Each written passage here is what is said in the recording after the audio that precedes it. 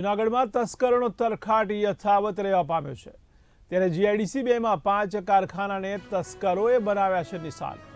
ત્યારે કારખાનાઓના તાળા તોડી તસ્કરો ચોરી કરી ફરાર થયા હતા। ત્યારે 5 કારખાનામાંથી કુલ 2.5 લાખ રોકડની ચોરી કરાઈ છે। ત્યારે આ તસ્કર ટોળકીના સીસીટીવી પણ સામે આવ્યા છે। ત્યારે 2.5 લાખ રોકડની ચોરી થયાની કારખાનેદારોએ ફરિયાદ નોંધાવી છે। ત્યારે પોલીસે પણ સીસીટીવીને આધારે વધુ તપાસ હાથ ધરી છે।